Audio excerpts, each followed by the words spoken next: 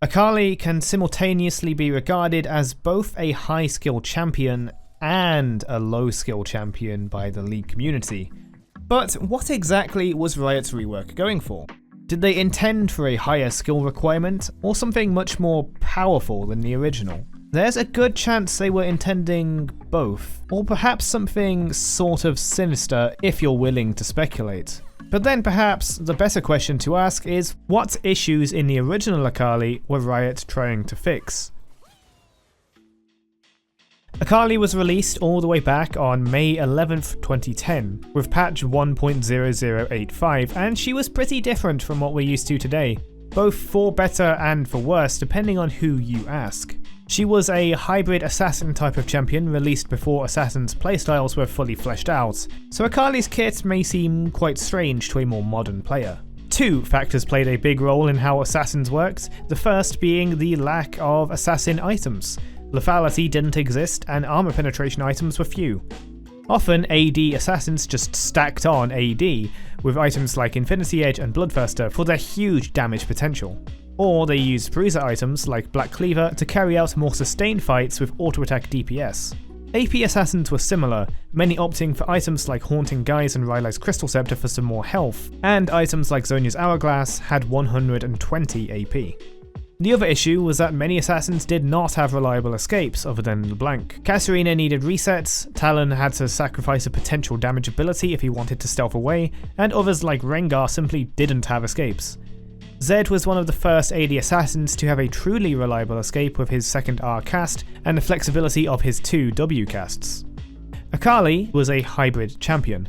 This meant she could take full advantage of hybrid items like Hextech Gunblade, and gave her a similar ability to AD assassins to simply go bruiser and focus on DPS after her initial rotations. No one did this though, as most hybrid assassins like Akali and Katarina opted for AP for superior damage. However, her scalings may have shown some of the original intentions Riot had for the champion, especially with a passive like hers.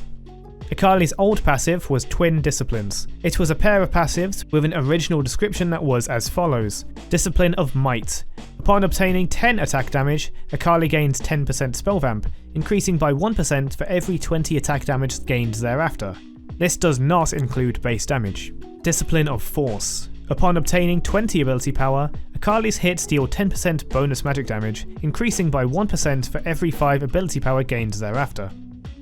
These numbers would be changed around over the next year before being partially reworked in Season 3, patch 3.02, removing the minimum requirement on AD and AP to get these abilities online. Although their numbers will be lower, you'll have these abilities up from the beginning of the game, but you can still scale them further by building AP or AD. Before these changes, Akali really wouldn't go much further than Hextech Gunblade. One, because it wasn't worth it for her to go out of her way to build more AD for spell vamp, when she could just scale her damage better with AP and get stronger value out of the spell vamp already available. And two, Hextech Gunblade was pretty much the only viable hybrid item she could take, as the old Trinity Force was the most expensive item in the game with mana she couldn't use, and Rageblade's auto attack focus wasn't needed. The rest of the reasons for going primarily into AP is to do with her scalings, which we'll get to with each of her abilities. Akali's Q was Mark of the Assassin. She sends a targeted projectile at an enemy to deal magic damage and mark them for 6 seconds. Her melee attacks can trigger the mark to cause additional damage and restore energy. Both hits had damage scaling with AP 40% and 50% for the projectile and mark damage respectively. This was Akali's main poke tool, and even her farming tool in a tough matchup, but it became like a mark of death for many mid laners after Akali reached level 6. As her other abilities weren't too amazing at helping her reach someone, but the next ability is probably the next best thing.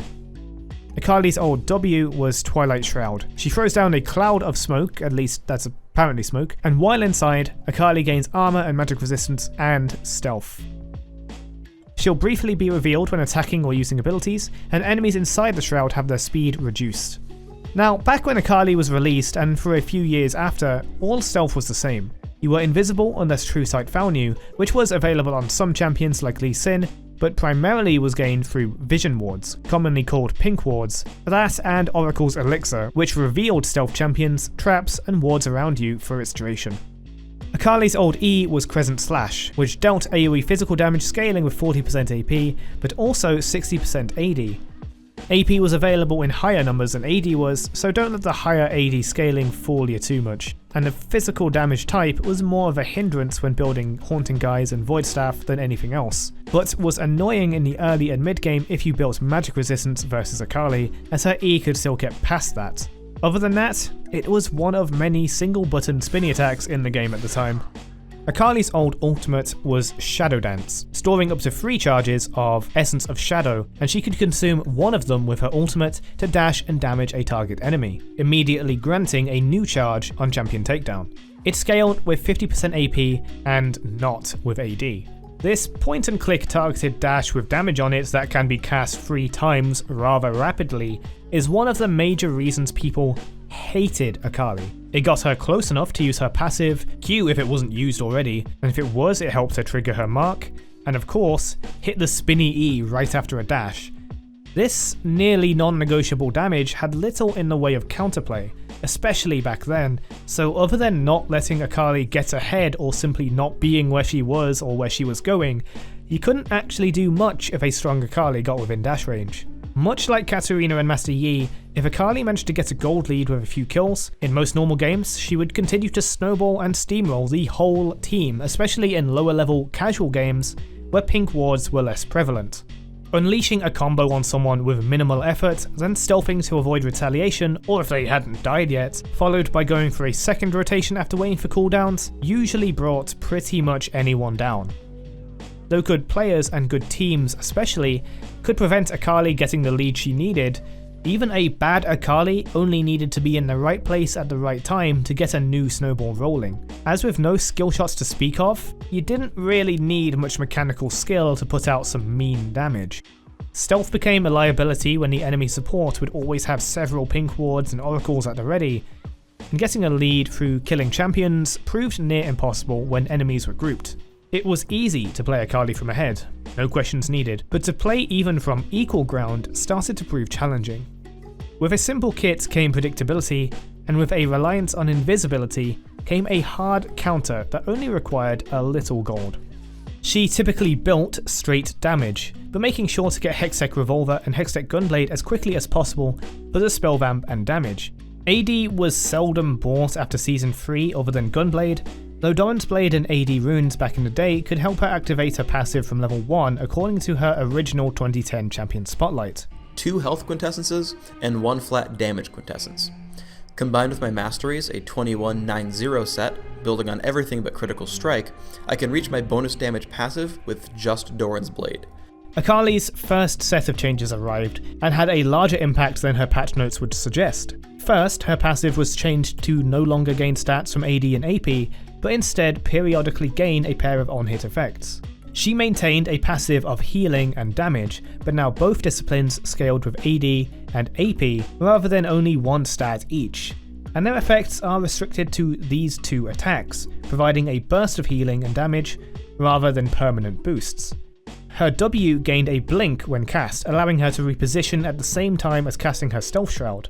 More importantly, her stealth was reclassified as invisibility, but otherwise unchanged. What wasn't unchanged, however, were the vision wards that could reveal invisible and camouflaged enemies. Though vision wards could provide true sight and reveal invisible champions, they were removed from the game in the same patch and replaced by the control wards we know today. These can only reveal camouflaged champions and not invisible champions like Shaco in Q and Akali in her W. This was a massive change for invisible assassins who can now reliably use stealth to escape counterattacks, and would now require more specific counters like Lee Sin's true sight abilities, Thresh hooks, etc.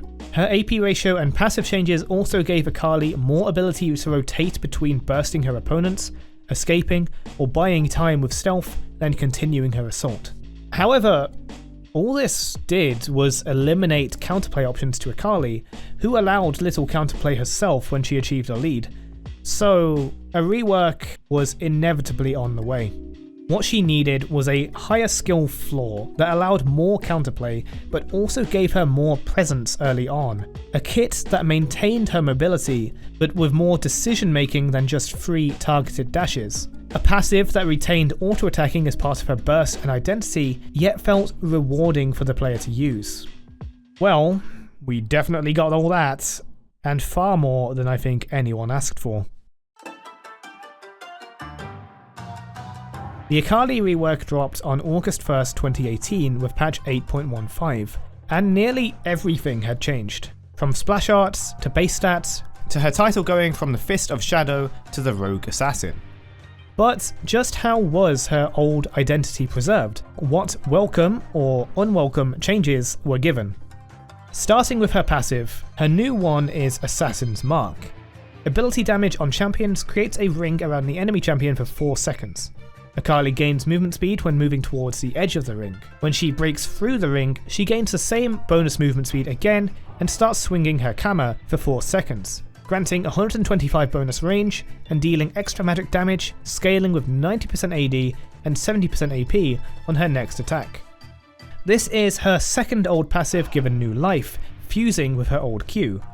Rather than simply getting empowered attacks periodically, she now has to actively earn it through causing damage, perhaps retreating, and then re-engaging for the extra damage and range, creating a clear attack pattern both for the Akali player and for the opponent. It worked well with her new Q, 5-point strike, which threw a cone of kunai in the target direction, dealing magic damage scaling with 65% AD and 70% AP, and slowing enemies hit at maximum range. On rework release, casting Q with 180 energy or higher also healed Akali, again scaling with AD and AP. At rank 5, it does 33% bonus damage to minions and monsters.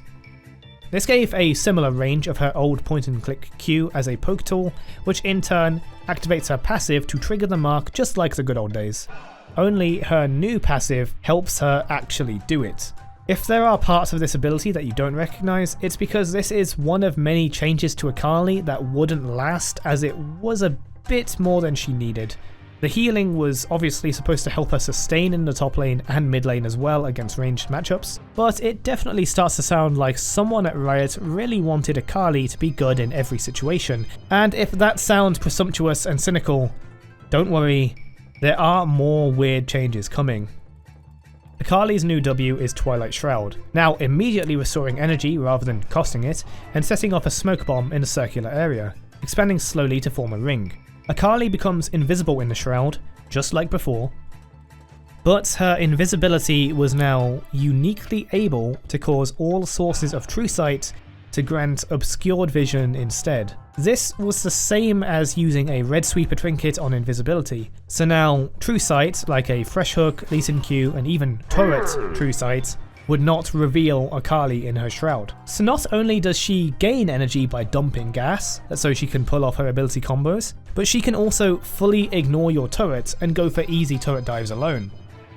This, with her 2 strong mobility and damage abilities we've yet to cover, made Akali go from giving her skill shots to increase counterplay to Akali can do whatever she wants. There is so much to say about this alone, but she still has 2 more abilities. Akali's new E is Shuriken Flip. It has 2 actives, the first dashing backwards while throwing a shuriken at a target's direction, scaling with only 70% bonus AD and dealing physical damage, and marking either the first enemy hit, or if there were none present, it marks the furthest part of her W Twilight Shroud that it travelled through.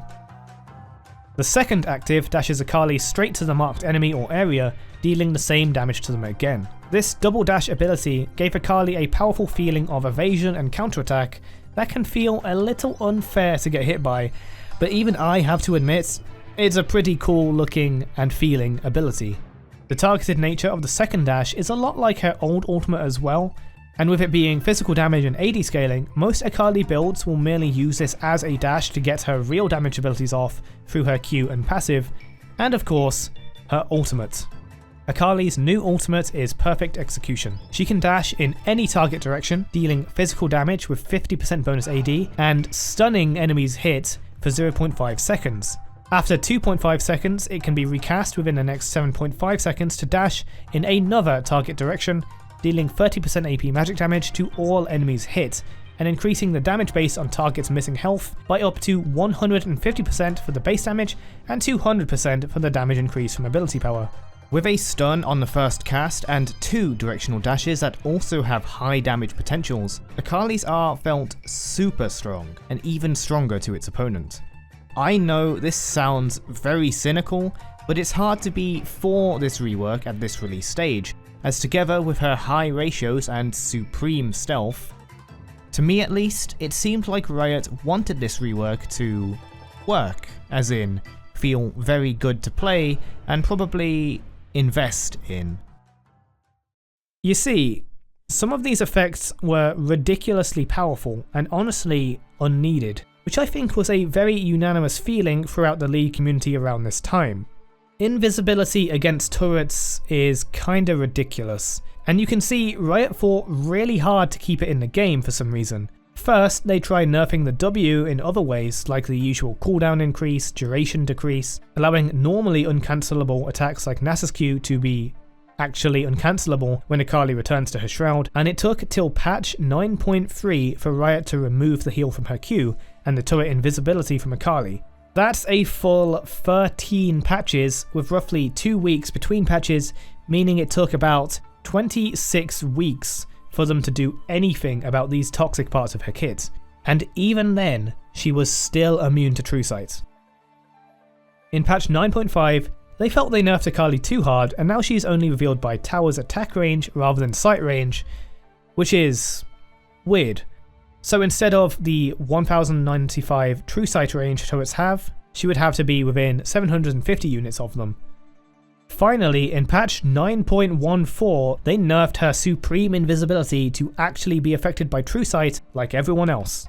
Over this time as well, she was receiving other nerfs to her damage which would all start to be buffed again after these toxic additions to her kit got cut out. But why did it take them so long to do anything?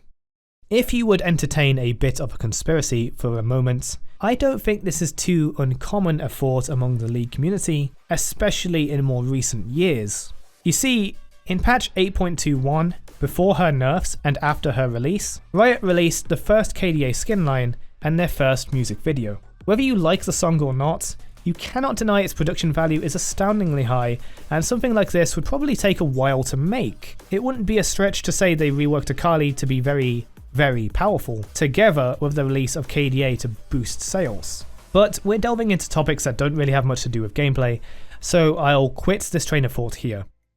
Of course, with a champion like Akali, her patch notes after her rework are all over the place, trying to get her to a balanced state, finally letting go of the first R-cast stun in patch 9.18 for example, and more recently, she's pretty much a fair champion at this point.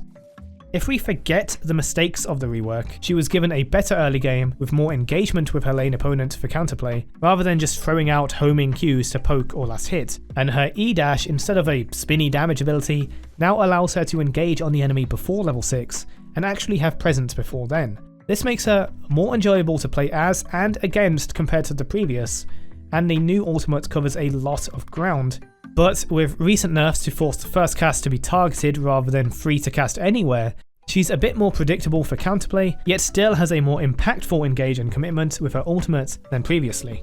Though this may have been healthy for the champion as a whole, old Akali mains may not like the new skill floor. This isn't an insult. Sometimes players enjoy basic champions, as even with a simple kit, League of Legends is hard enough alone.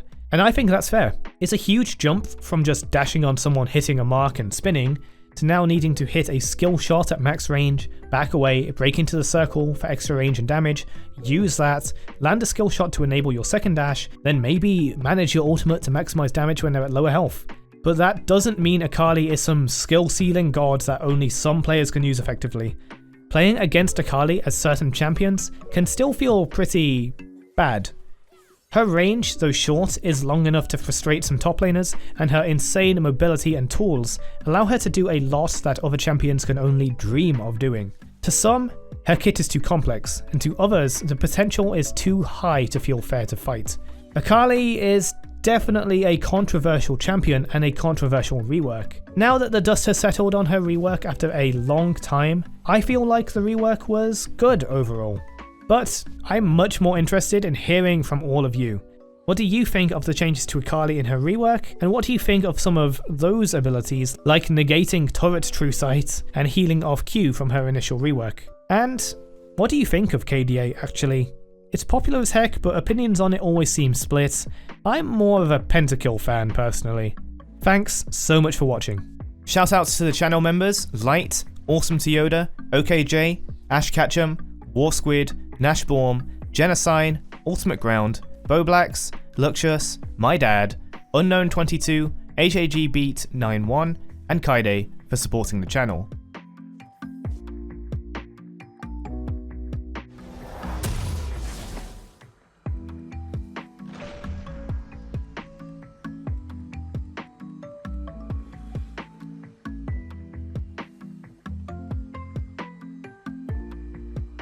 Time for the dance Maka. Forget it.